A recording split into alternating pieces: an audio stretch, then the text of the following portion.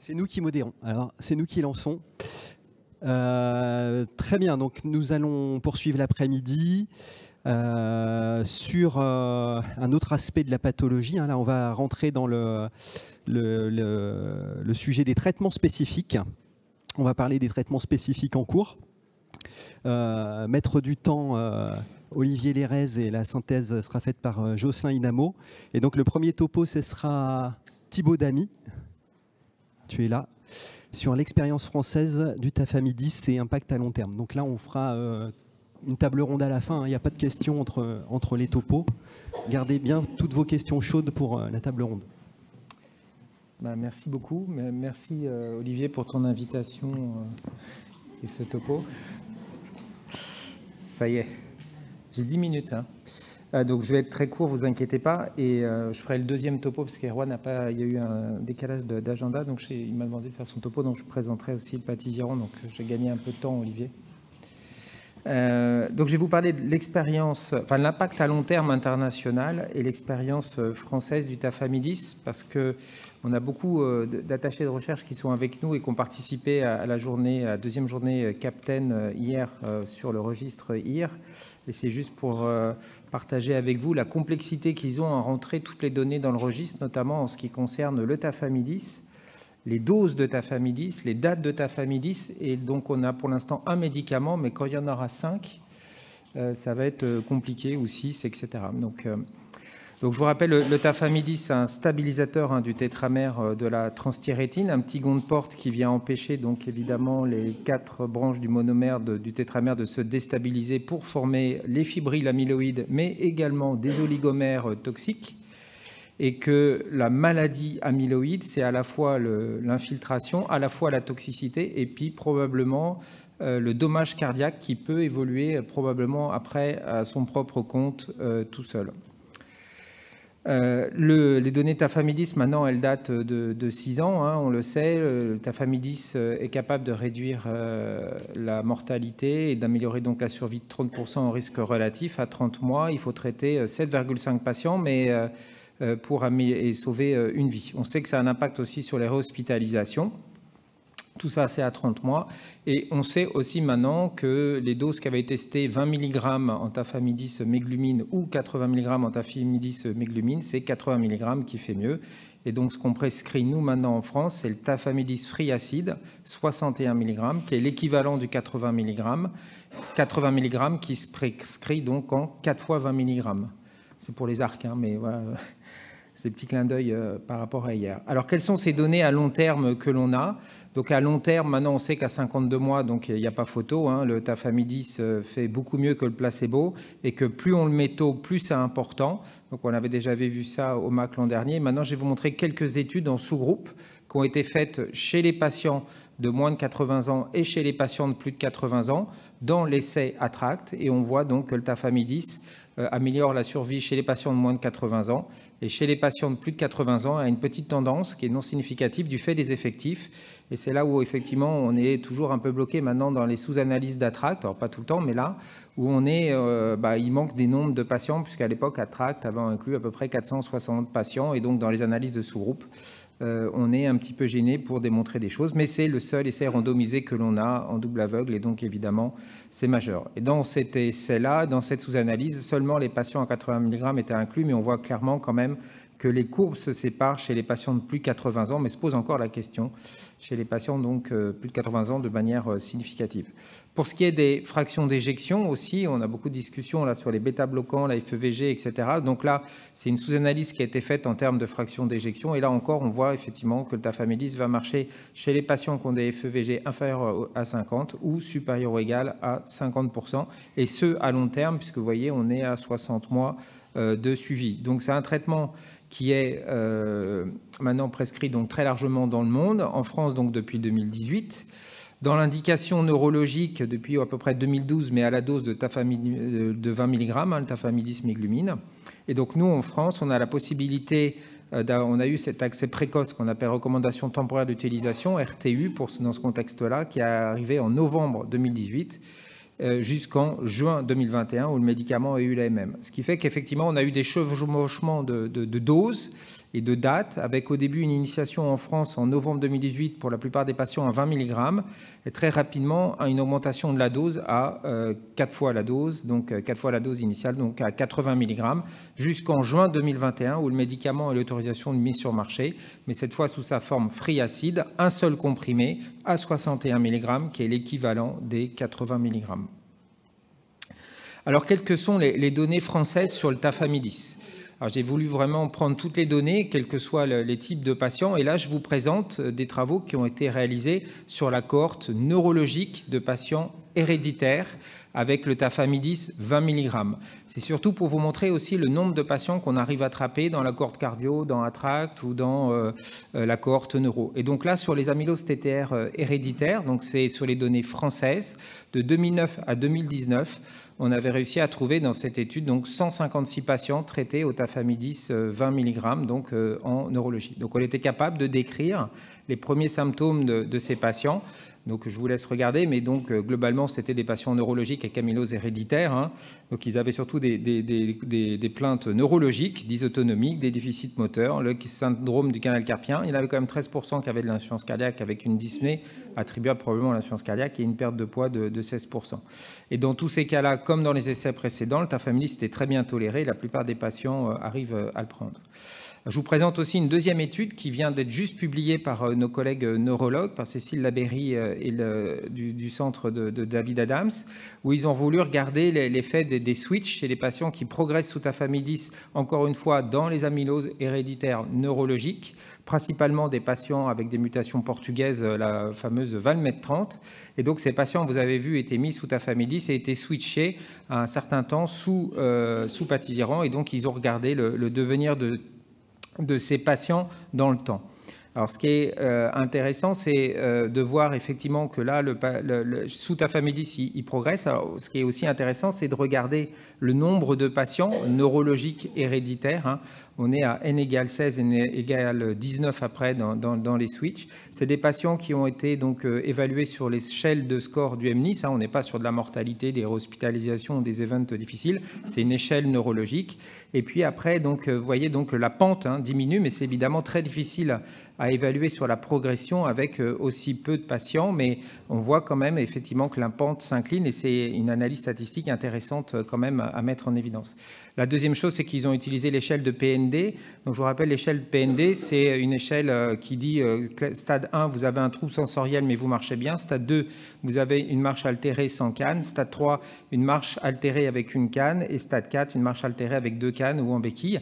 Donc, c'est quelque chose qui est très subjectif, enfin, pas si subjectif que ça, mais assez grossier. Mais c'est comme notre NYHA. Et vous voyez les différences entre les patients sous tafamidis ou sous patisiran entre ceux qui improuvent, et il y a 16% ou 18%, je ne vois pas, qui improuvent, qui s'améliorent sous patisiran. Donc des petits effectifs. Alors, en cardiologie, on est dans une autre échelle, comme vous le savez, avec notamment les amyloses transthyrétine sauvages. Et là, je vous présente le papier d'Olivier. C'est pour parler plus de 10 minutes, parce que comme c'est son papier, il va me laisser parler. Voilà. Non, je vais être très court, Olivier. Donc, c'est les données de RTU française, Cocorico. Et donc, dans ce papier, les patients avaient été mis sous 20 et 80 mg dans le cadre de la RTU. C'est pour vous expliquer. Et vous voyez donc le nombre de patients qui bénéficient de ce programme. Encore une fois, là, c'est Cocorico à la France, c'est qu'on a la possibilité de prescrire ce médicament à grande échelle en 2018. Et juste pour petite histoire, les Anglais l'ont prescrit et peuvent le prescrire que depuis 2024, juin, 6 ans après. Donc, c'est une grande chance pour nos patients. Et donc, ces données permettent de caractériser les patients, mais les seules données qu'on a, c'est les fiches de RTU qu'on est obligé de saisir pour avoir accès aux médicaments. Et donc, les données, vous voyez, sont assez succinctes, qui permettent de voir l'âge moyen de 80 et quelques années, le sexe ratio avec 80% d'hommes, et puis des petits critères d'âge. Mais là encore, les analyses étaient compliquées parce qu'on n'avait que des fiches d'initiation remplies de manière hétérogène dans les centres, de manière bien sûr exhaustive, mais vous voyez, 2788 patients. Alors après, ce qui était intéressant, c'était quand même dans ces fiches, on pouvait voir la survie. Donc, vous voyez, 80% des patients survivaient à 33 mois, ce qui est bien au-dessus même d'ATTRACT, ce qui explique peut-être une amélioration de la gravité, enfin, de la diminution de la sévérité des patients à l'inclusion. Et vous voyez que ces patients-là, il y en avait 77% qui étaient stables sur leur stade de NYHA et 22% seulement qui se détérioraient. Avec donc une médiane d'âge de 82 ans, donc des patients assez vieux quand même en France, Voilà. Alors, il y a une étude qui va vous être montrée par Antoine tout à l'heure dans AmyloHold. Donc, je ne vais pas montrer toutes les choses. C'est Antoine qui va vous présenter l'étude. Mais c'était juste pour vous faire le comparatif de ce que maintenant on arrive à faire avec IR. Il va vous montrer les données. Mais comme c'était les données en France, Antoine, je suis désolé, j'ai juste un peu dévoilé les choses. Surtout, ce qui est intéressant, je vous demande de focaliser sur le nombre de patients qu'on a dans le registre maintenant de IR. C'est 4310 patients ATTR, dont 2176 qui avaient plus de 80 ans. Donc, vous voyez ce qu'on est capable de faire. Et 1200 qui ont été mis sous Tafamidis, c'est-à-dire combien de fois plus que dans Attract, où il y en avait 260 traités. Je te laisse calculer, mais beaucoup plus, quoi. Et donc, on arrive à avoir des données, et donc je laisse Antoine vous présenter tout ça, mais des données assez impressionnantes sur ce que vont permettre le registre IR. Et donc, je remercie, dans les 15 secondes qui me restent, tu as gelé le truc, de remercier tous les ARC qui s'investissent pour collecter ces données. C'est un gros boulot. Vos investigateurs sont là. Vous avez vu toutes les questions qu'on se pose. Et je précise encore, comme je vous l'ai dit hier, mais je le dis devant tout le monde, que ça soit clair aussi, qu'on a besoin de vous pour mettre ces données, pour pouvoir, vous avez vu, répondre à toutes les controverses que l'on a. Et il y en a beaucoup plus que celles qui sont là. Donc, merci à vous pour votre engagement, pour nous, les investigateurs et les cliniciens, mais aussi, surtout, pour les patients. Merci.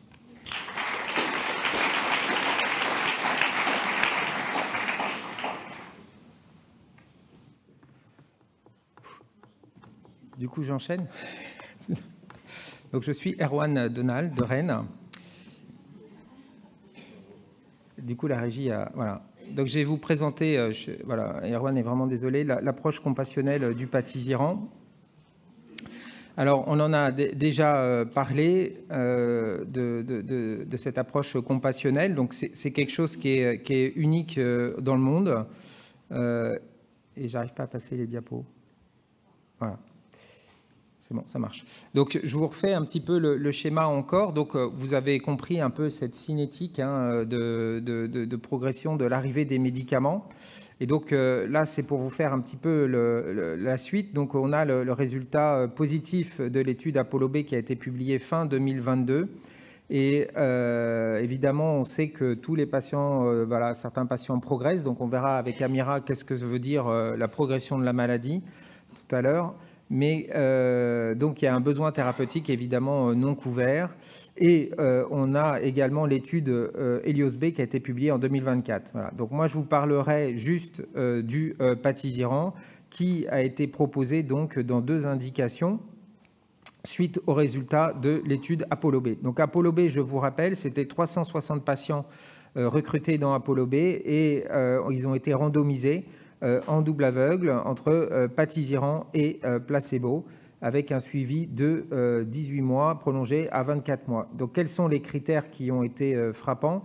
C'est tout d'abord donc une stabilisation de la dégradation du test de marche de 6 minutes. De même, vous avez les mêmes données sur le Kansas City, une stabilisation de la détérioration du Kansas City. Pour les biomarqueurs, là aussi, vous voyez une stabilisation chez ces patients, excusez-moi, je n'ai pas précisé, qui étaient des amyloses transthyrétine sauvages ou héréditaires à atteinte, bien sûr, cardiaque.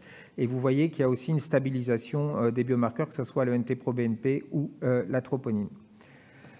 Et enfin, sur du post-hoc analyse, on a aussi des critères intéressants sur une réduction des événements cardiovasculaires, à la fois réhospitalisation et mortalité, et sur les décès cumulatifs en termes de mortalité qui étaient non significatifs à 24 mois, mais qui se prolongent après avec des données intéressantes donc, pour ces patients. Alors, ça n'a pas permis, au vu de ces données, sur une étude qui était faite très courte, d'avoir une AMM dans le monde. Donc, la plupart des pays l'ont refusé, mais on voit quand même que les données étaient intéressantes. Ça n'a pas été conçu initialement, parce qu'il y avait aussi Vutrisiran qui arrivait, donc c'était vraiment pour avoir une petite idée en attendant le Vutrisiran. Le profil de tolérance était acceptable, et donc on a demandé, le laboratoire a demandé un accès compassionnel, donc qui est unique au monde, pour permettre de traiter des patients éventuellement dont la maladie cardiaque progressait sous tafamidis. Et donc on a eu cette cette possibilité, grâce encore une fois à nos institutions qui vraiment, on se rend peut-être pas compte parce qu'on est très franco-français, mais quand on va par le monde, on se rend bien compte qu'on est quand même, on a une prise en charge des maladies rares en France qui est incroyable et un accès aux thérapeutiques qui est totalement incroyable. Et c'est une chance bien sûr pour les médecins et aussi bien sûr pour les patients de pouvoir bénéficier de ces médicaments. Donc la prescription de ce médicament compassionnel, elle doit se faire par une validation de RCP nationale de toutes les indications. Donc vous voyez, c'est quand même très restrictif et il y a des critères. Donc ça peut être fait par le réseau amylose, filière cardiogène bien sûr, et Finemus, les centres céramiques. La prescription est hospitalière, réservée aux spécialistes en cardiologie. Donc la délivrance du Patisiran, vous la connaissez, c'est toutes les 3 semaines en injection intraveineuse et on peut, après avoir fait une injection à l'hôpital, dérouler les injections suivantes au domicile. Alors les critères d'inclusion sous Patisiran, ce sont les patients qui sont intolérants au tafamidis. Alors c'est exceptionnel, mais il y a quelques patients qui ont eu des effets secondaires avec des fortes diarrhées au tafamidis et qui sont obligés de l'arrêter. Alors ça reste exceptionnel, mais il y en a. On a eu un patient qui a eu un anneau gastrique et qui n'arrivait pas à avaler la gélule de tafamidis. Donc il y a quelques patients comme ça. Donc vous voyez, quand il prenait la gélule, ça se bloquait, il ne pouvait plus manger, c'était un peu compliqué. Voilà, donc évidemment, ce patient n'a pas pu bénéficier de ce traitement. Et puis des patients donc, qui avaient du tafamidis depuis au moins 1 an et qui progressaient sous tafamidis. Et ça nous a donné une capacité incroyable, c'est de pouvoir comprendre ce qui se passait et de définir ce que c'est que la progression de la maladie, mais Amira vous en parlera. Et on a utilisé le consensus paper de l'ESC, d'un board d'experts, pour pouvoir définir ce que c'est qu'une progression de maladie. Et donc cette progression de la maladie, c'est très compliqué, hein. Vous voyez qu'on avance en tâtonnement. On l'a conjugué sur l'association de trois types de variables, des variables cliniques, biologiques et imagériques. Il faut avoir les 3 pour être considéré comme progresseur, parce qu'évidemment, il y a des grandes variabilités et ce n'est pas forcément évident de définir juste sur un critère que le patient progresse.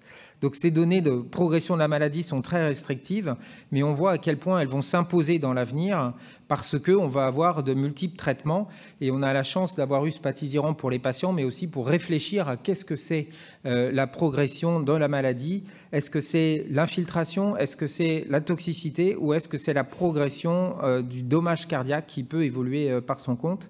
Et donc, vous voyez les critères cliniques, biologiques et imagériques. Clinique, c'est bien sûr la symptomatologie, les réhospitalisations, la majoration des doses de diurétiques. La biologie, c'est principalement les biomarqueurs troponine et NT-proBNP. L'imagerie, le consensus d'experts avait donc mis FEVG, altération du strain, mais aussi progression de l'épaisseur. Alors, qu'est-ce que ça... Voilà comment on fait, hein, si vous avez des patients et que vous ne participez pas encore. Il suffit d'envoyer un petit mail à Sylvia. Voilà, j'ai mis le mail de Sylvia pour s'inscrire à l'RCP si vous ne l'êtes pas. Après, vous vous connectez. Maintenant, on a augmenté le nombre de RCP. Avant, c'était tous les 6 semaines. Maintenant, toute l'année, là, ça sera tous les mois, tellement il y a de demandes de patients à discuter pour tous les cas complexes dont Julien vous parlait, qu'on discute en RCP, mais également pour les indications thérapeutiques. Il y a aussi la filière Finemus, il faut contacter Vincent. Sur le site web, vous avez les dates de RCP. Donc, quand vous allez sur le site web du réseau Amélo, vous faites « Je suis médecin paramédical », vous avez tous les onglets qui apparaissent. Il y a un onglet RCP avec les dates de RCP qui doivent être mises à jour bientôt pour toute l'année 2025. Donc, vous savez quand sont les dates. Et puis, on a mis aussi dans le site web toute la logistique pour pouvoir vous permettre de suivre ces patients. Et avec le soutien, le partenariat avec le laboratoire Anilam, on a pu également mettre dans le registre IR toutes les données qui sont nécessaires à la soumission en RCP de façon à gagner du temps et aussi à acquérir ces données parce qu'on l'a vu dans la RTU tafamidis, si on fait juste les fiches qui sont demandées, on ne peut pas faire grand-chose des analyses et que c'est très important d'avoir beaucoup plus de données pour qu'on puisse comprendre l'efficacité de ces médicaments. Et je crois que IR va nous offrir une opportunité pour les futurs médicaments et les phases 4, c'est de pouvoir collecter les données pour pouvoir comprendre quels sont les patients qui en bénéficient, quels sont ceux chez qui vous les avez prescrits, comment ils évoluent, parce qu'il y a un enjeu vraiment de comprendre comment on combine ces traitements. Donc, vous voyez tous les détails, je vous passe, vous irez sur le site. Et donc ça, c'est les collectes de données de la vie réelle qui sont faites par l'industriel sur ces fiches de RTU, mais vous voyez, il manque beaucoup de choses pour arriver à une véritable analyse scientifique des cas, mais c'est obligatoire, ça ne peut pas être plus important, sinon ça ne serait pas rempli. Mais dans IR, comme on finance grâce à IR les ARC pour vous aider à les remplir, on a une chance d'avoir plus de données. Donc voilà, la collecte des 2 données, on a fait un court-circuit, on va dire, ou travailler avec IR pour simplifier. C'est Olivier Lérez, ici présent, qui se charge de la future analyse de l'impact du Patiziran. Et merci à lui de s'occuper de ce sous-papier. Alors, on est où sur la RCP? Voyez, toutes les RCP qui ont eu lieu. Je crois que tous les experts qui participent, alors certains sont frustrés, tous les cas soumis ne sont pas validés. Et je crois qu'encore une fois, merci d'avoir soumis ces cas. Ça nous permet vraiment de comprendre la maladie, même si on n'accepte pas. Et on s'est rendu compte, et je pense Amir Azaroui dans son topo vous montrera, qu'en fait c'est très difficile de définir ce qui est une progression de l'infiltration. Et je crois que dans le consensus d'experts dont je faisais partie, on s'est complètement planté, pour être honnête, on s'est planté. Et qu'il y a une progression effectivement de la maladie, mais qui est globale, mais qu'en fait il faut vraiment faire l'infiltration, la toxicité et la maladie. Et en fait, le meilleur exemple qu'Amira vous montrera, c'est l'amylose AL. On a bien une réponse hématologique, une réponse cardiologique, et on peut normaliser les chaînes légères et avec un bon traitement immunochimiothérapie, l'arrêter, et pour autant la maladie progresse. Et c'est probablement le parallèle dans la TTR. Donc où on en est? Il me reste 1 minute 17, Olivier. On a donc pu mettre 9 patients donc, sous Patiziran dans les centres qui les ont mis. Vous voyez les critères qui se sont allumés principalement. L'augmentation de la classe NYHA, les diurétiques, l'augmentation des NT-proBNP, l'épaisseur sans surprise sur 1 an, c'est pas génial. Les patients progressent assez peu, il y a une grande variabilité de l'examen et l'altération de la FEVG et du strain aussi sont les critères, vous voyez, très intéressants. Et je pense que ces données sont aussi capitales à montrer au monde entier pour justement faire évoluer ce consensus d'experts. Donc la moyenne d'âge des patients traités, c'est 79 ans, 67% de forme sauvage. Pour les héréditaires, ils n'avaient pas de neuropathie, puisque dans ce contexte-là, il n'y a pas besoin de le passer en RCP. S'il y a une neuropathie avérée pour les héréditaires. Les patients étaient sous 3 ans et demi de sous tafamidis. Vous voyez qu'ils étaient initialement beaucoup en stade 3 et beaucoup très graves. C'est surtout pour ça qu'au début, on les a contre-indiqués. C'était des patients vraiment trop sévères au stade palliatif. Donc l'idée du compassionnel, c'est pas forcément de mettre des pré-mortem. Et voilà, là, sur les derniers cas, c'était des patients beaucoup moins sévères. Et donc, on en a 4 en YHA2, avec une médiane de PNP qui est passée au début à 8000 à 4000. Donc des patients, effectivement, qui progressent et de manière moins sévère. Donc voilà pour les orienter. Faire attention, Amira vous dira probablement mieux. Voyez en fait tout ce qu'on a compris en fait des limites du consensus d'experts. Merci Sylvia d'avoir prêté ces diapositives qui remontent vraiment toutes les questions qu'on peut se poser. Quand le patient progresse, est-ce que c'est une nouvelle FA? Est-ce que c'est une dégradation de son insuffisance rénale? Est-ce qu'il a une grosse fuite tricuspide? Plein de questions qui se posent. Est-ce qu'il a un trouble conductif? Est-ce qu'il faut le resynchroniser? Est-ce qu'il faut lui arrêter les bêta-bloquants? Donc il y a beaucoup de choses, donc c'est vraiment beaucoup de limites. Voilà, tout pour conclure. Donc le Patiziran, on l'a jusqu'à ce que peut-être le Vutrisiran arrive. On va en parler tout à l'heure. Est-ce qu'il va arriver en France? Je ne sais pas quand, mais en tout cas, les patients peuvent en bénéficier. Et donc, vous avez toutes les infos sur la RCP amylose. Voilà. Merci beaucoup.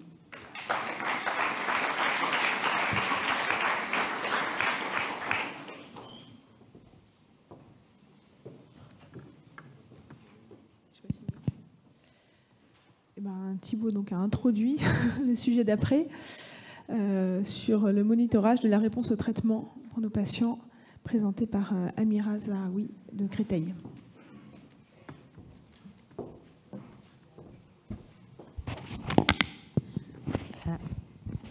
Bonjour à tous, merci pour l'invitation. Donc je prends le relais de ce qu'a introduit Thibaut. Donc, comme il a bien décrit Thibaut, donc le consensus d'experts, c'est-à-dire pour décrire la progression dans l'amylose transthyrétine, donc il s'est intéressé principalement à la progression de la maladie cardiaque ou la myocardiopathie amyloïde en prenant 3 domaines, le fonctionnel avec la qualité de vie, 2 marqueurs cardiaques et l'échographie et l'ECG. Et il faut avoir un marqueur dans chaque domaine pour dire que le patient progresse, mais on a vu dans pratique courante que c'était pas si évident que ça et qu'on avait des patients qui sortaient du lot. Donc si on revient à la base et on voit réellement la maladie amyloïde, c'est-à-dire elle commence, que ce soit la transthyrétine ou la L, Finalement, ça commence par une protéine qui est anormale, qui est mal pliée, qui va s'agréger, qui va se déposer. Donc, c'est un processus infiltratif dynamique dû à des monomères ou une TTR qui est instable. Et c'est ce qu'on appelle la charge amyloïde. Et c'est la même analogie qu'on trouve dans l'amylose AL. Ce sont des chaînes légères qui sont anormales, qui vont se déposer et infiltrer. Et finalement, c'est ça, sur ça que va agir l'immuno et la chimiothérapie. Et comme ça, on a une réponse hémato. Mais en TTR, on n'arrive pas encore à doser les monomères ou la TTR instable. Pour la toxicité, elle est bien définie dans l'amylose AL. On sait bien que les chaînes légères sont toxiques, il y a des dommages cellulaires, qu'il y a une mort cellulaire, autophagie. Mais en TTR, cette notion, elle est encore difficile à comprendre, même si les premiers travaux ont été très clairs. Ils ont montré l'apoptose cellulaire, ils ont montré une augmentation de la captase et un phénomène inflammatoire intratissulaire qui est évident. Et les travaux reprennent actuellement pour démontrer la toxicité de ces monomères, de ces tétramères qui sont instables dans l'amylose à transthyrétine. Donc on revient à la même analogie que l'amylose AL, mais pour le moment, on n'arrive pas à quantifier cette toxicité et ça pourrait expliquer les patients jeunes qui ont des formes très agressives et des phénotypes qu'on ne peut pas expliquer. Et finalement, ces deux phénomènes vont donner une atteinte cardiaque très sévère, des morts cellulaires et la fibrose et l'insuffisance cardiaque avec les troubles du rythme, les troubles conductifs qu'on voit actuellement quand on voit le patient. Et on définit après comment va évoluer le patient sous traitement. Est-ce qu'il répond ou pas? C'est la réponse cardio. Et elle est basée actuellement sur les biomarqueurs et sur la fonction ventriculaire gauche. Donc, notre approche de l'amylose, au fil de temps, elle s'est améliorée et on a une vision finalement un peu plus globale à 360 degrés. C'est-à-dire on ne s'intéresse plus qu'à la maladie à un temps T, on s'intéresse finalement à l'infiltration, c'est les tétramères, les monomères instables, mais comment doser cette charge amyloïde finalement pour la suivre. La toxicité, c'est un nouveau concept et on sait qu'il y a de l'inflammation intratissulaire. Il y a des nouvelles études qui apparaissent surtout tissulaires, mais elle est aussi systémique avec des nouveaux marqueurs qui apparaissent. La cardiopathie amyloïde, finalement, c'est ce qu'on voit et c'est ce qu'on évalue tous les jours ou dans notre consultation. Les atteintes extracardiaques qu'il ne faut pas négliger avec la neuropathie, les atteintes ostéo-articulaires qui sont handicapantes, qui vont évoluer quand on va stabiliser le patient sur le plan cardiaque. Et finalement, tout ça va retentir sur la qualité de vie du patient. Et la question va se poser, quel est le ressenti du malade? Est-ce que nos actions lui font du bien ou pas? Donc, pour évaluer la charge amyloïde ou le concept d'infiltration, finalement, on est assez grossier parce qu'on parle de épaisseur, de FEVG, de strain, mais finalement, c'est un peu plus compliqué que ça. Il y a d'autres examens qui se proposent ou seraient candidats à évaluer cette charge amyloïde, qui est la scintigraphie, qui a démontré qu'on peut être très concordant avec l'atteinte cardiaque amyloïde et qu'avec les traitements dépléteurs, ça baisse ou même sous tafamidis, ça peut baisser. En IRM cardiaque, on a le CV, c'est super intéressant, mais je pense que ce sera plutôt un problème de logistique. Les nouveaux marqueurs en TEP IRM ou en TEP scanner qui vont cibler principalement et spécifiquement la TTR, mais on n'a pas encore un accès direct. Et finalement, le dosage de la TTR, mais pas la TTR simple, ça sera plutôt les monomères ou la TTR instable, mais ce serait bien qu'on y arrive un de ces jours. Et finalement, les neurofilaments, c'est les neurologues plutôt qui connaissent ça dans la TTR V mutée. Donc, il y a des choses assez intéressantes et prometteuses pour la scintigraphie avec de plus en plus de papiers qui démontrent que sous traitement stabilisateur, sous tafamidis, on a quand même des résultats qui sont assez prometteurs. Pour la toxicité, déjà le concept est un peu difficile à comprendre. On commence par une constriction des myocytes. Ça a été bien étudié en neurologie avec les biopsies de nerfs et même en cardiologie. Ils ont démontré qu'il y a une mort cellulaire, qu'il y a un infiltrat inflammatoire qui a été quantifié avec des cellules lymphocytaires, des macrophages.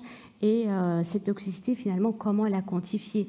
On sait qu'il y a un mort cellulaire, donc la troponine va augmenter. On sait que la fonction systolique va être abaissée. Il y a certains marqueurs, les marqueurs dont on parlait, en scintigraphie en TEP, c'est des marqueurs métaboliques. Ils vont baisser sûrement, si la toxicité va baisser, ils vont augmenter avec l'augmentation de la toxicité. Et finalement, c'est la clinique avec les troubles du rythme, les troubles ventriculaires et les arythmies instables. Il y a un autre volet qui s'ouvre actuellement, c'est l'inflammation systémique dans les cellules, dans les systémiques dosables, mais elle était au début étudiée en intratissulaire, mais c'est une porte qui s'ouvre actuellement. Donc, pour le suivi de l'insuffisance cardiaque ou la myocardiopathie amyloïde qui va évoluer sur son propre compte, finalement, on va surveiller l'insuffisance cardiaque, mais on surveille principalement la fulgestérine NT-proBNP, mais il y a aussi le ventricule droit qui va s'altérer. Il y a des nouvelles molécules qui vont être introduites, qui sont aussi, ils ont un effet diurétique. Comment en prendre compte dans la progression? Sur le plan rythmique, on sait qu'il faut surveiller les troubles conductifs et le BAV principalement, mais il y a l'insuffisance chronotrope qui n'est pas prise en compte et qui est très handicapante. Enfin, il y a aussi la fibrillation atriale qui peut être due juste à l'évolution de la maladie qui va évoluer sur son propre. C'est-à-dire les dépôts amyloïdes ils vont altérer la fonction atriale, ils vont déstructurer les cellules, mais est-ce que c'est la conséquence ou est-ce que c'est la maladie, est-ce que c'est l'infiltrat? Il y a plein de questions qui se posent. Et bien sûr, l'atteinte valvulaire, on connaît très bien le RAC, mais la fuite tricuspide, elle est sous-estimée et quand même, elle n'apparaît pas du tout dans l'évolution du patient sous tafamidis ou transthyrétine tout court. Et le nombre d'hospitalisations, surtout un patient hospitalisé plus de 3 fois qui a un NT-proBNP qui va revenir à la normale à chaque hospitalisation et cure de diurétique IV, c'est un patient qui évolue. Les atteintes extracardiaques, elles ne sont pas négligeables dans l'amylose à transthyrétine ou type, même si elles ont été bien définies, bien étudiées dans la V, mais dans la sauvage, elles sont plus ou moins négligées, surtout la neuropathie. Elle est à peu près entre 20 et 30% selon les études, et c'est ce qu'on a retrouvé dans notre centre, même si c'est que des symptômes, mais il y a du retentissement. Donc pour le suivi, on peut s'appuyer sur le pseudoscan, qui est une étude simple de la conductance des petites fibres, finalement, et qui peut se faire en consultation classique. Et je peux vous montrer un cas super intéressant, qui peut montrer soit une amélioration, stabilisation ou une altération sévère. Il y a les atteintes extracardiaques osseo-articulaires qui peuvent être handicapantes. Une fois que le patient est très stable sur le plan cardiaque, ça sera que ça qui va apparaître. Les questionnaires qu'on a établis dans le centre, c'est ce qu'on utilise, l'amyloaffect, il explore finalement ces 4 domaines et ça peut être très utile pour évaluer le patient à chaque consultation. Pour la qualité de vie, c'est un gros problème, je pense que c'est une question très importante. Finalement, que veut le patient? En sachant que c'est la plupart du temps des patients âgés qui ont une certaine fragilité, qui ont des demandes assez différentes du patient jeune, et il va falloir regarder est-ce que ce qu'on fait est finalement bénéfique ou pas. Sans oublier que c'est des patients qui sont fragiles, qui sont susceptibles à des infections et qui ont besoin d'un traitement et d'un suivi assez particulier. Donc tout ça doit être évalué à chaque consultation. Nous, ce qu'on fait actuellement dans le centre, c'est qu'on voit le patient 6 mois après la première consultation pour le rendu génétique et pour une première évaluation. Et puis on fait des consultations régulières pour évaluation cardiaque et extracardiaque tous les 6 mois ou tous les ans selon des critères bien définis. Et on fait une panel d'examens qui va évaluer le cœur, faire un test de marche, échographie, des questionnaires de qualité de vie. Et à terme, on verra les atteintes extracardiaques, on essaiera de contacter les collègues pour voir ce qu'ils peuvent nous aider pour prendre en charge le patient ou pas. Et c'est comme ça qu'on pourra définir est-ce que le patient est stable sous traitement, est-ce qu'il progresse ou est-ce qu'il s'améliore pour pouvoir discuter un peu plus tard ce qu'on peut faire avec lui. Merci infiniment.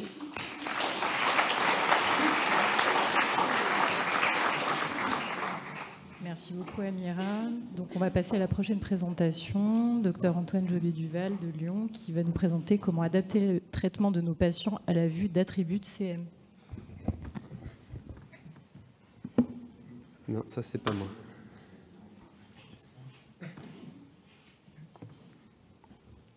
Attends, j'ai pas commencé. J'ai fait mon diapo. Merci beaucoup au comité d'organisation pour m'inviter. Du coup, on va parler d'Attribute et de l'acoramidis, mes conflits d'intérêts.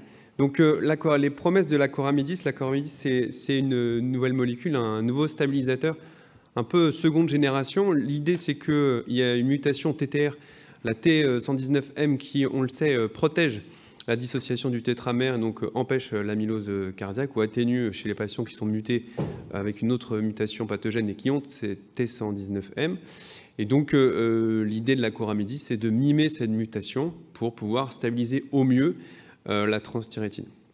Dans les études in vitro qui ont pu être faites, on voit que le tafamidis stabiliserait 50% de la transthyrétine, là où l'acoramidis stabiliserait 100% de la transthyrétine. Donc, voilà, une molécule, un stabilisateur un peu next generation pour améliorer nos patients. Et donc, l'idée de l'étude Attribute, c'était ça, donc une étude de phase 3, double aveugle, 2 patients traités pour un patient placebo, sous acoramidis 800 versus placebo. Le diagnostic d'amylose devait être fait selon les recommandations. Le NT-proBNP devait être supérieur à 300, mais devait être inférieur à 1500, à 8500. C'est un détail qui a son importance. Le DFG devait être supérieur à 15, mais seulement les supérieurs à 30 étaient analysés. Et on ne pouvait pas avoir de tafamidis dans les 12 premiers mois de l'étude, mais après, on pouvait en avoir. Tous ces petits éléments ont leur importance pour la suite et les résultats de cette étude.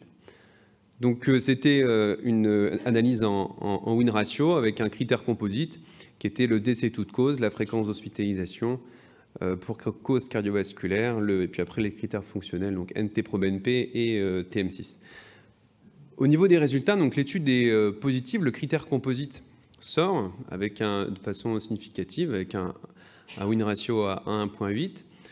Et puis quand on va enlever les critères fonctionnels, donc quand on prend que décès, réhospitalisation et TM6 en enlevant le NT-proBNP, on reste positif. Quand on fait décès plus hospitalisation, on est toujours positif.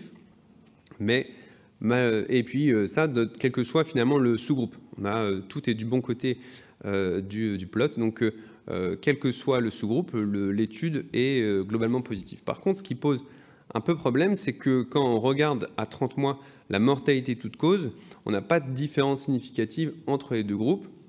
Forcément, c'est décevant, d'autant que l'acoramidis est, comme on l'a dit, une molécule qui devrait être bien meilleure que le tafamidis. Et donc, de ne pas avoir de différence de mortalité à 30 mois, c'est là où le tafamidis le montrait, c'est un problème. Donc, on va essayer de comprendre un petit peu pourquoi ça ne marche pas.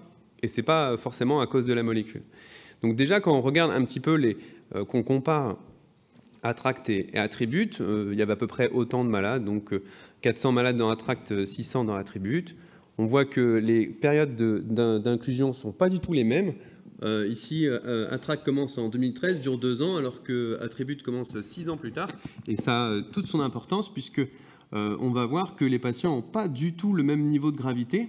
Au niveau du stade NYHA, on voit qu'il n'y en a que 15% dans l'étude Attribute versus 30% dans l'étude Attract. Les NT-proBNP sont beaucoup plus bas dans l'étude Attribute, 2300 versus près de 3000 dans l'étude Attract.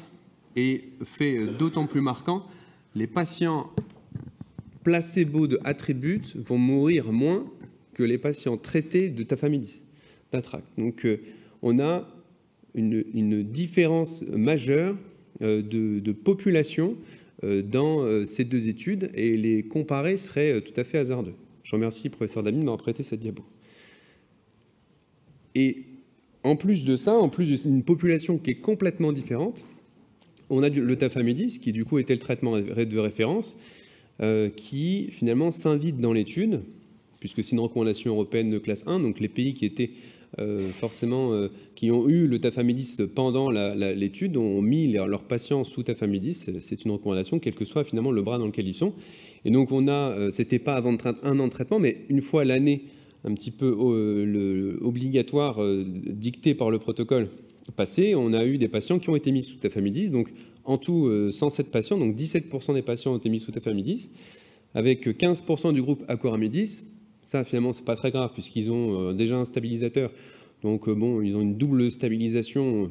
On pense que ça ne va rien changer. Mais par contre, on a 23% du groupe placebo qui est, en fait, traité par un stabilisateur. Donc ça va forcément gêner l'interprétation des résultats pour le groupe placebo et pour mettre en évidence une différence entre les deux groupes. Et l'exposition médiane n'était pas nulle, 11 mois d'exposition médiane pour le tafamidis.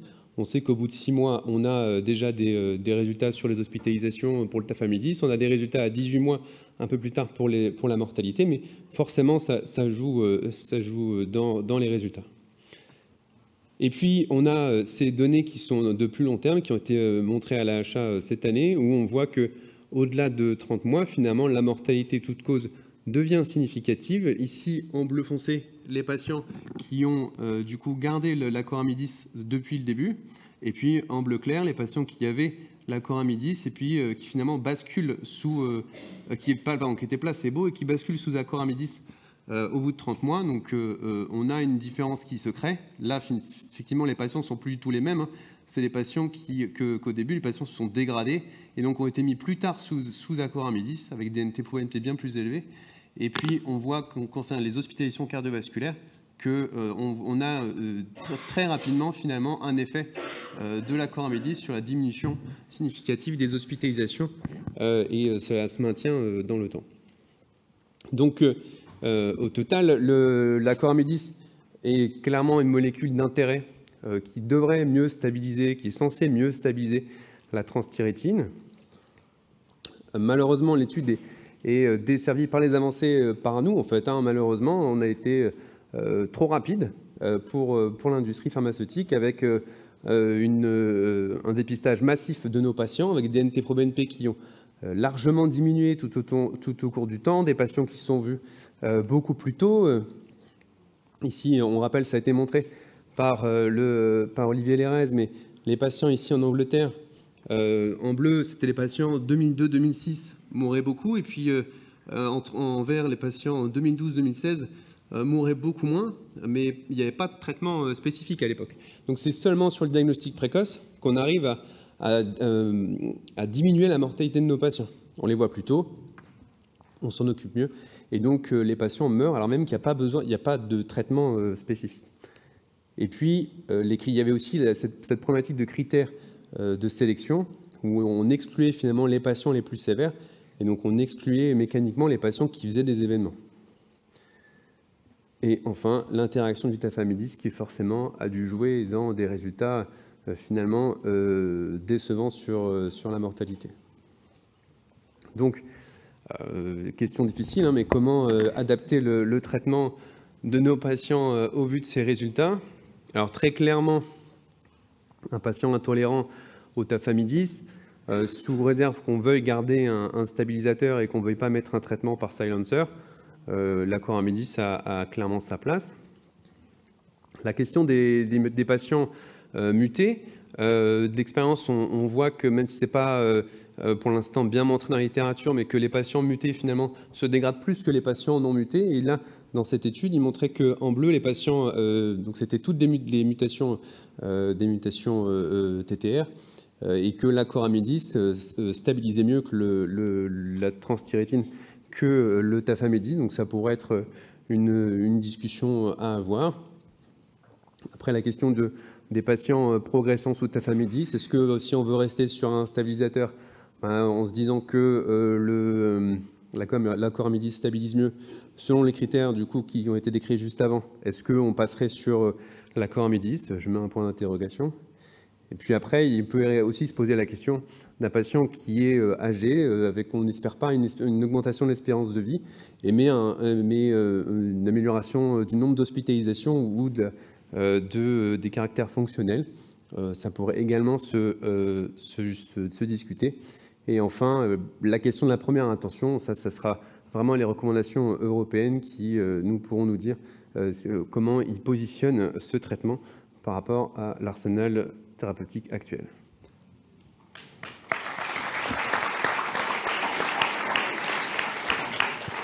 Je peux me rester encore 30 secondes sur scène. On va enchaîner avec comment adapter le traitement de nos patients, cette fois avec Helios B et le vutrisiran, professeur Fabrice Bauer du KB. Merci Olivier, merci Jocelyn, merci Thibault pour la question. Et comme l'a dit Antoine, c'est pas facile. C'est pas facile parce que je suis un utilisateur, mais pas forcément un expert, et je vais tenter de répondre à la question. Alors, la question est d'autant plus difficile qu'on est non pas sur une première ligne de traitement avec les stabilisateurs, on est sur une deuxième ligne avec maintenant les silencers qui sont sur l'extrême gauche de la diapositive. Donc, on a une diminution effectivement très importante de la production de transthyrétine. Donc, parmi les silencers, il y en a un certain nombre. Il y en a qui a que le patisiran et le vutrisiran qui ont montré vraiment leur intérêt cardiologique avec des études en cours et publiées.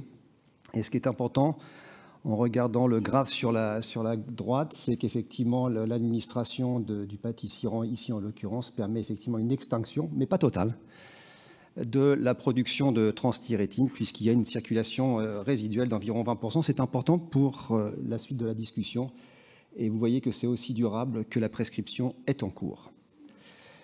Alors, Helios B, ça sera peut-être la seule diapositive pour l'expliquer, est résumé ici. Donc, on est sur des patients qui sont de forme sauvage ou variant et porteurs d'une insuffisance cardiaque avec un certain nombre de critères d'inclusion qui étaient définis. Et puis, les patients sont stratifiés en deux groupes, placebo versus vutrisiran. Et l'évolution, c'est qu'on est plus sur une forme intraveineuse, mais sur une forme sous-cutanée beaucoup plus stable et certainement plus simple à administrer. Donc les résultats, vous le voyez, sur à peu près 500 patients, je crois, je ne vois pas très bien d'ici, peu importe, mais en tout cas, sur le critère principal qui était essentiellement un critère de morbimortalité, vous voyez qu'il y a un effet extrêmement important du vutrisiran dans cette étude, et j'insiste quand même sur le drop-in, puisque en fait, en fin d'étude, le groupe monothérapie vutrisiran, il y en avait à peu près 22% qui étaient sous tafamidis, donc il y a une upgrade vers la bithérapie.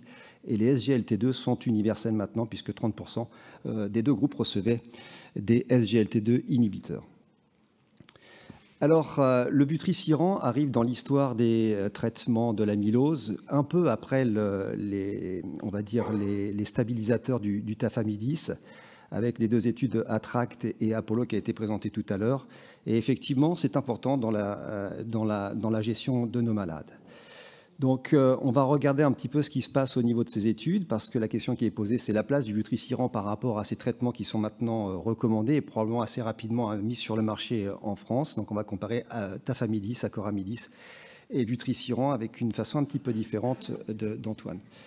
Donc surtout, il ne faut pas regarder le critère principal de ce papier, même si c'est la réalité. Effectivement, on a l'impression que le vutrisiran fait mieux que l'acoramidis, qui lui-même fait mieux que le tafamidis. Et Antoine a très clairement dit pourquoi. Les populations ne sont pas du tout identiques. Et, pardon, il me manque une diapositive. Les populations ne sont pas du tout identiques et on verra pourquoi. Alors à la question posée, la diapositive vient un petit peu après, c'est quelle est la place de ces médicaments, du vutrisiran, notamment dans l'arsenal thérapeutique. Donc, on a tous en mémoire les Jeux Olympiques de 2008 avec vraiment les Jamaïcains qui avaient tous marqué les esprits. Donc, vous avez soit on met le vutrisiran first, et vous voyez Usain Bolt qui franchit largement en tête la ligne d'arrivée. Sinon, on met tous les médicaments ensemble entre eux, et c'est ce qu'on appelle une combinaison simultanée. Soit on fait comme les femmes et on arrive petit à petit, mais les premiers. Et donc, pour parler de cette stratégie thérapeutique, finalement, j'ai envie de dire, personne ne sait si on doit mettre le vutrisiran en premier. Vous verrez tout à l'heure quand même qu'il y a une petite piste. On ne sait pas si simultanément c'est pareil, et possiblement sur la forme séquentielle. Donc, pour commencer, le vutrisiran first, même si effectivement on a une morbimortalité qui est nettement diminuée sous vutrisiran par rapport aux formes des stabilisateurs, on ne peut pas du tout comparer les études entre elles. Et Antoine l'a bien dit tout à l'heure, ils sont beaucoup plus graves dans ATTRACT avec des patients plus NYHA 3, avec des NT-proBNP à 3000, et puis environ des NAC3 qui étaient aux alentours de 20%. Donc de toute façon, naturellement, ils étaient déjà beaucoup plus graves. Donc le vutrisiran first, sur la base de la morbimortalité, il ne faut pas garder ça à l'esprit, et probablement qu'on n'aura pas d'études permettant de conduite sur la comparaison des deux groupes. Les autres biais de ces études, c'est qu'effectivement, on n'avait pas le même timing, hein, c'était 36 mois pour Helios et un petit peu moins pour les autres, donc on a bien vu les caractéristiques à l'état de base qui étaient totalement différentes, et puis surtout sur le plan méthodologique, on n'a pas du tout les mêmes critères d'évaluation, donc il ne faut pas extrapoler ces études qui sont certainement très intéressantes, mais faussement rassurantes. Ensuite, est-ce qu'on pourra les associer dans un avenir proche ensemble ?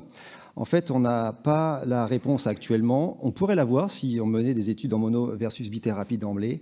En tout cas, ce qui est certain, c'est qu'il faudra mettre probablement en place des patients qui sont les moins graves, et on en reparlera un tout petit peu à la fin de cette présentation. Enfin, sur la forme séquentielle, alors là, je voudrais parler un tout petit peu, effectivement, de l'étude Helios-B, puisque c'est quand même le sujet de mon topo. Dans toutes les autres études, bien sûr, il n'y avait pas d'association au tafamidis, sauf en drop-in à la fin de certaines études.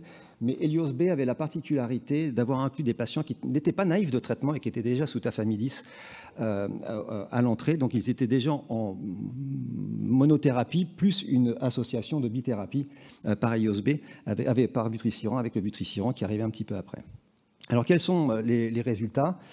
Eh bien, on n'a pas les résultats détaillés des patients qui sont uniquement sous tafamidis versus bithérapie par vutrisiran plus tafamidis. Ce qui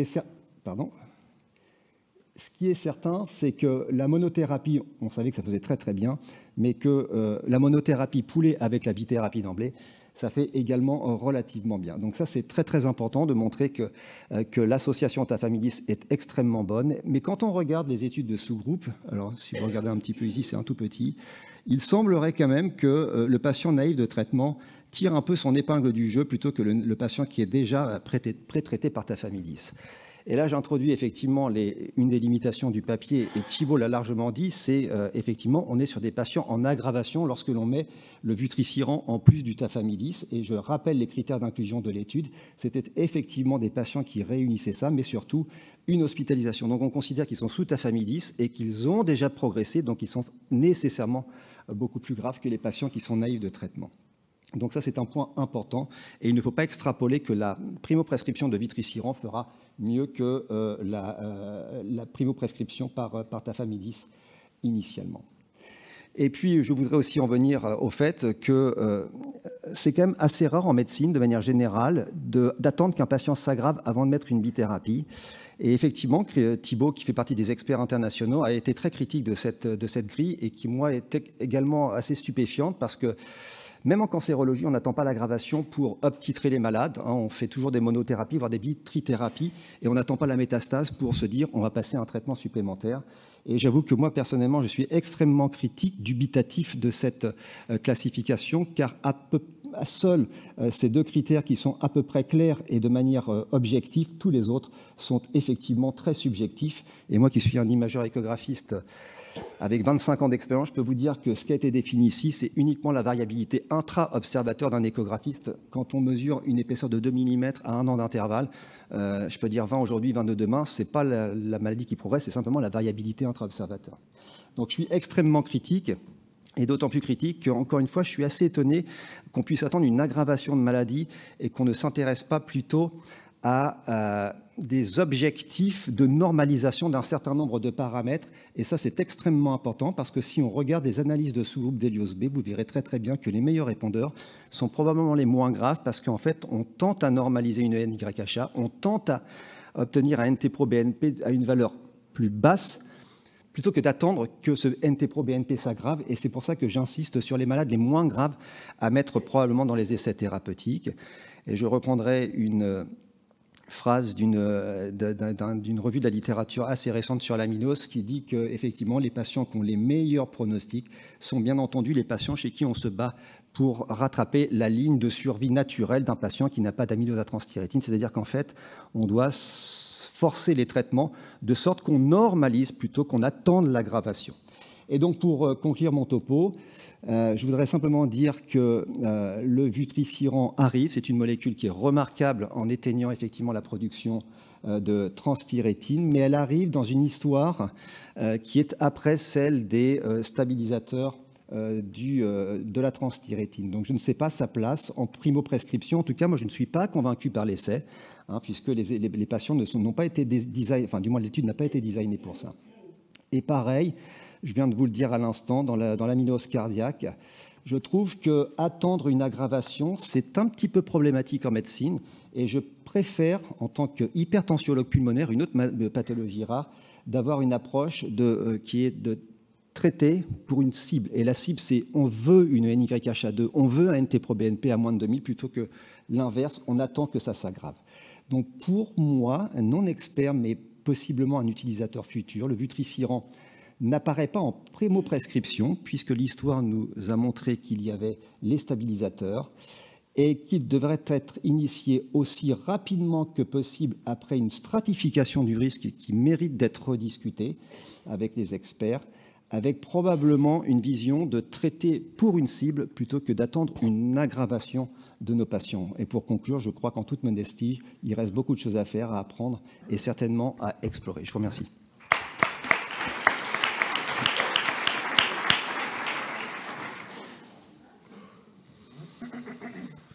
Merci beaucoup Fabrice. On va faire venir également tous les intervenants. Tu peux rester? Non, ne t'en va pas. On a combien une dizaine de minutes de discussion, voilà. Est-ce qu'il y a des questions dans la salle? Oui.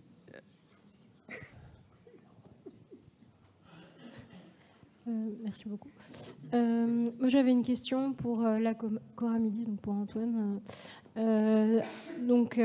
Finalement, dans l'étude, on voit que c'est étudié contre placebo et donc pas contre le tafamidis, donc c'est un peu compliqué finalement de placer l'un par rapport à l'autre. Concrètement, est-ce qu'on a une idée du coût du traitement? Parce que je pense que ça se discutera peut-être aussi à ce niveau-là pour la mise en place du traitement chez les patients. Oui, ça va se jouer que là-dessus finalement. C'est pour l'instant, le prix n'a pas été défini, mais il sera forcément au même prix, voire moins cher probablement moins cher même que le tafamidis.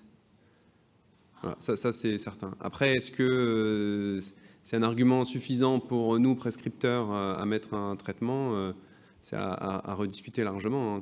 Mais c'est sûr que des patients âgés chez qui aujourd'hui on ne met pas de tafamidis parce qu'on se dit non, mais ça coûte trop cher et tout ça, ça peut être une cible. Merci. Là, il y a une question. En attendant, moi j'ai une question pour Thibaut sur le tafamidis à long terme. Toi qui connais bien Attract et probablement tous les sous-groupes qui existent, ça reboucle un peu avec le sujet de ce matin sur la rythmologie.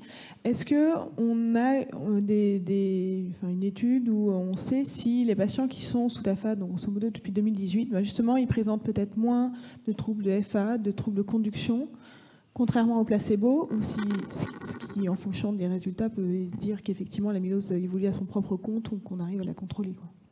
Alors, je te remercie de poser la question. Et la réponse, je pense que les seuls au monde qui sont capables de le répondre, enfin je fais encore cocorico, hein. On doit en discuter demain matin dans le futur projet de IR, et je ne sais plus quel investigateur a proposé ça et de porter ça dans IR, mais je pense que IR permettra de répondre, parce qu'on a suffisamment de patients sous tafamidis, on a suffisamment de patients initialement qui n'étaient pas traités, et on espère peut-être que IR pourra répondre à cette question vu le nombre de patients traités. Alors ce ne sera pas du randomisé, mais pour l'instant on n'a pas de données pour dire si le tafamidis permet, ou aucun traitement permet de limiter les évolutions sur ces troubles-là, quoi. Donc j'espère que, je ne sais pas ce que tu en penses Olivier, mais on devrait pouvoir avoir une réponse peut-être l'année prochaine là-dessus. Mais c'est une super question. C'est comment ça marche au niveau du cœur, parce qu'on a finalement que des données sur la mortalité, sur la hospitalisation, des données sur le Kansas City, sur le test de marche, des données sur le biomarqueur où ça ralentit la progression quand même, et sur aussi le strain. Après, il y a des petites cohortes comme la nôtre où on démontre une diminution de fixation à la scintille, Camira a montré, mais voilà, sur la conduction, on ne sait pas. Je rebondis sur ce qu'évoquait Fabrice, sur thérapeutiquement, on est peut-être trop tard chez certains patients, parce que finalement, dans d'autres cardiomyopathies, pour le Fabry, par exemple, on est parti sur on traite tout le monde, et après, on est revenu en arrière en disant quand les patients sont trop évolués, c'est trop tard, c'est fibrosé. Est-ce que dans l'amylose, vous n'avez pas le sentiment qu'on va peut-être arriver à ce paradigme-là, qui est qu'en tout cas pour les stabilisateurs et les silencers, qu'il faut les utiliser au début et après il faut changer d'arme? Et est-ce qu'il y a des biomarqueurs et des choses que vous voyez comme éléments qui seront peut-être des facteurs limitants ou effectivement des objectifs thérapeutiques de ces classes-là? On va faire un duo. C'est une question super pertinente. Je crois qu'en fait, contrairement au Fabry, ce qui va être très marquant, c'est les dépléteurs, en fait. Et je pense qu'il va y... Enfin, si tu es d'accord avec moi, mais on va avoir deux types de patients. Des patients qui vont être déjà, encore découverts au stade d'insuffisance cardiaque. Donc ceux-là, en première ligne, il faudra sûrement faire de l'immunothérapie pour retirer les dépôts. Enfin, si les médicaments vont jusqu'au bout, hein, c'est toujours pareil. Et puis on stabilisera ou on fera un essai René en combinaison, parce que moi je suis d'accord avec Fabrice, on va retirer les dépôts, mais si on bloque pas le mécanisme qui met les dépôts, c'est sans fin, quoi. Donc on fera une immunothérapie pour retirer les dépôts et on fera autre chose en même temps. Donc je suis d'accord avec toi, on va combiner. Et la deuxième partie de la question, si les patients sont pas sévères, sont pas en insuffisance cardiaque, sont découverts peut-être avant, c'est l'objectif du Captain, hein, dans 10 ans, peut-être qu'on les aura très tôt en travaillant mieux avec tous nos collègues et en les chopant avant l'insuffisance cardiaque. Peut-être qu'on fera l'immunothérapie en deuxième intention et on fera les autres traitements et probablement en combinaison si on peut. Le problème, c'est les données scientifiques que vous avez vues et qui ont été très bien exposées, mais il y a aussi quand même un critère majeur pour le futur, c'est le coût. Enfin, c'est évident, hein, c'est en arrière-pensée, vous l'avez dit, mais le coût, c'est est-ce qu'on pourra souffrir tous ces traitements encore longtemps comme on a la chance en France, et est-ce qu'on aura les moyens de les combiner ? Par exemple, les deux médicaments qui sont en demande d'AMM, donc on ne sait pas s'il y a une AMM, donc on ne sait pas s'il y a un prix. Hein. Évidemment, c'est l'acoramidis, mais le vutrisiran, on ne sait pas quel prix il aura. Mais en euros, dans les amyloses héréditaires neurologiques, le vutrisiran, le coût annuel, je pense que je ne vois pas si Alexia et Jean-Baptiste sont là, mais je crois que c'est 280 000 euros ou 260 000 euros par patient. Pour 4 injections par an, hein, qui sont incroyables. Hein. Évidemment, ça bouleverse vraiment la neurologie, plutôt que du patisiran en injection 2 heures toutes les 3 semaines. J'ai dit une bêtise sur le prix. Vous calculez, hein? C'est un peu moins. 220 240. Bon, 240. Le timekeeper, le money keeper. Voilà. Mais... Non, mais c'est intéressant parce que moi, je suis convaincu, comme Fabrice, qu'il faut combiner. Parce que, Helios B, pour prendre ce que tu as montré, en fait, finalement, si vous faites le total, il y a 53% des patients qui, à la fin de l'étude, ont eu une bithérapie. Donc, finalement, pour moi, dans mon analyse, je suis d'accord avec toi, c'est un essai en bithérapie. Et la question, c'est est-ce qu'on pourra s'offrir la bithérapie, quoi. Voilà, on partage vraiment les mêmes points de vue. Moi, j'ai vraiment l'historique de l'hypertension pulmonaire où on faisait les uns après les autres. Et puis maintenant, effectivement, c'est les 3 d'emblée, comme Strong HF, en fait. Hein. On ne discute pas finalement la séquence parce qu'on sait que chaque jour est un jour en moins et de progression de la maladie. Donc, on y arrivera. Après, il y a effectivement le côté médico-économique, la déontologie, l'éthique par rapport à un malade qui est extrêmement vieux, etc. Ça, c'est peut-être pas tout à fait notre sujet de conversation, mais il sera à prendre en considération. Mais moi, je vois bien, Thibault, que dans 10-15 ans, ça sera une trithérapie d'emblée. De toute façon, il faudra nettoyer, mais comme on arrive toujours avec 10 ans de retard, il faudra quand même aussi stopper au niveau du foie. Et comme on n'éteint pas complètement la transthyrétine, il faudra aussi stabiliser le peu qui circule, en fait. Je vais prolonger la question, un point qui avait été soulevé là, sur l'importance de rechercher des biomarqueurs, en particulier par l'imagerie, pour évaluer la progression. Et donc là, ma question va s'adresser à Amira. Je te remercie déjà pour le topo et la qualité de ta présentation sur un sujet hyper difficile, là, sur tous les mécanismes impliqués potentiellement dans la progression de la maladie. Et le concept du milieu, là, sur la toxicité et la compréhension des mécanismes physiopathologiques de la toxicité, et notamment l'inflammation. Quelque chose d'assez intéressant. Je voudrais te poser la question, et aussi je me tourne vers Olivier par rapport aux outils de TEP. On sait qu'il y a des traceurs TEP candidats sur la charge amyloïde. Pour l'inflammation, tu as cité potentiellement le T2 en IRM, et il y a un outil TEP tout bête qu'on utilise tous pour l'inflammation dans d'autres cardiomyopathies inflammatoires, qui est le FDG. Alors, je n'ai pas la réponse. Est-ce que vous avez déjà vu des données tout simplement sur la TEP au FDG dans l'amylose? C'est-à-dire, on a dû le faire pour des endocardites, mais ça ne fixe pas. Je ne crois pas que le FDG soit un bon traceur inflammatoire, enfin, tu le sais mieux que On moi. imagine que non, surtout sur un processus diffus Mais comme cela dit, l'amylose. j'en parlais, il y a des nouveaux traceurs, notamment le FAPI, qui sont des traceurs de fibroblastes activés et qui pourraient être intéressants sur ce profil de cardiomyopathie. Et à ma connaissance, il y a pour l'instant rien qui a été fait avec du FAPI dans l'amylose. Juste pour les fibroblastes, c'est-à-dire, je vais pas tout détailler parce que c'était hyper compliqué. Ils ont trouvé que la TTR, elle pouvait pénétrer dans les fibroblastes intramyocardiques et les activer. C'est-à-dire dans le noyau carrément et fabriquer la fibrose et déclencher tout un processus inflammatoire. Et je reviens vers le cas de sujet jeune qui a été présenté, hyper grave. Je pense qu'il y avait de l'infiltration sûre, mais il y avait surtout de la toxicité pour expliquer cette dégradation rapide, ces troubles du rythme cardiaque. C'était un tableau impressionnant. On a des cas jeunes, et c'est vrai, ce sont les plus graves finalement. La plupart du temps, c'est des cas qui sortent du lot. Mais c'est une voie d'exploration. Je crois qu'il y a une question. Oui. Pour revenir aux stratégies de traitement, assez brièvement, en attendant qu'on puisse mettre tous les produits dans 10 ou 15 ans, même si c'est une maladie qui a été dite rare, elle est moins rare que prévu, ou que quand on la recherche, on la trouve. Le registre UIR montre qu'il y a pas mal de patients. Est-ce que ce n'est pas un beau sujet de PHRC de comparer en frontline une façon de traiter ou une autre, Vutri versus un stabilisateur par exemple? Ce ne sera pas de l'aveugle, mais les études académiques ont maintenant un peu les moyens de faire ce genre d'études. Ce ne sera pas de l'aveugle, mais on peut randomiser. Et sur des objectifs de traitement, je pense aussi que la mortalité ne permettra plus.